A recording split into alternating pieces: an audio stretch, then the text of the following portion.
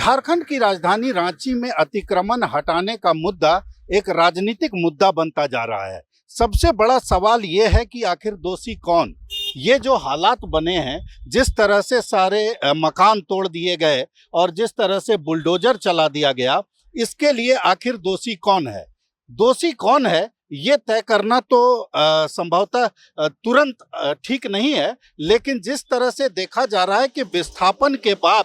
जो हालात हैं, देखिए ये बच्चियां जो स्कूल जाया करती थी वो अब अपने टूटे हुए मकानों को, टूटी हुई झोपड़ियों को देख रही हैं और स्कूल जाने के समय में उन चीज़ों को साफ सफाई करने की तरफ लोग लगे हुए हैं। इस बीच में साफ तौर पर राजनीति भी बहुत तेज हो गई है। बाबूलाल मरांडी यहाँ आए, नवीन जायसवाल यहाँ आए और तमाम लोगों ने इस बात को कहा कि इसके लिए राज्य सरकार दोषी है। कई तरह की बातें भी मीडिया में चल रही हैं या फिर जो राजनीतिक हलकों में कई तरह की बातें हैं। ये भी कहा जा रहा है कि इस जमीन को खाली करा के यहाँ पर शायद गुरुजी का म्यूजियम बनाया जाएगा। ये कहानियां, ये बातें हैं, जो बातें राजनीतिक हलकों में चल रही है, लोगों के बीच जुबानी बातें चल रही हैं। लेकिन जिस तरह से राजनीतिक तौर पर ये इलाका देखा जाए तो राजनीति हो रही है, तो इस इलाके के बारे में सबसे पहले बताया जाए तो ये इलाका एचईसी आवासीय परिसर है।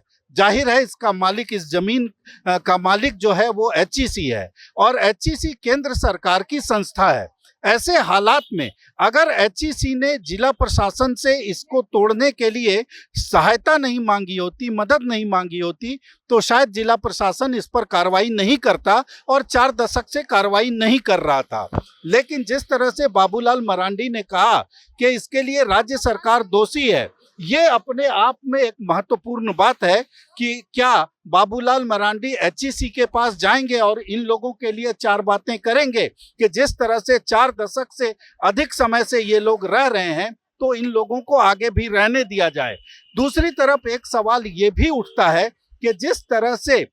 जिला प्रशासन के लोगों ने जब ये अतिक्रमण कर रहे थे उस समय अतिक्रमण को रोकना चाहिए था, बल्कि जो राज्य सरकार की तमाम एजेंसियां हैं ना, उन लोगों ने बिजली का कनेक्शन दिया, पानी का कनेक्शन दिया, तो उस समय में ये समझना चाहिए था कि इन लोगों को ये कनेक्शन देते समय या सरकारी सुविधाएं देते समय इन लोगों के मन में ये होने लगा कि अब ये चीज़ हमारी है। तो ऐसे हालात में भले ही अगर ये कहा जाए कि एक समय में इन लोगों ने भी गलती की, लेकिन उस गलती के बाद इन लोगों को जिस तरह से सहारा मिला, उस सहारे के बाद ये तो साफ तौर पर तय हो गया कि इन लोगों का मन उसी समय बढ़ा। और अब जिस तरह से ये वीवीआईपी रोड सड़क के किनारे जिस तरह से बुलडोजर चला दिया गया और जिस तरह से सैकड़ों परिवार जो है वो बेघर हो गए हैं और यहाँ से हटने का नाम नहीं ले रहे हैं, ये तमाम बातें और इस पर जिस तरह से राजनीति भी लगातार चल रही है,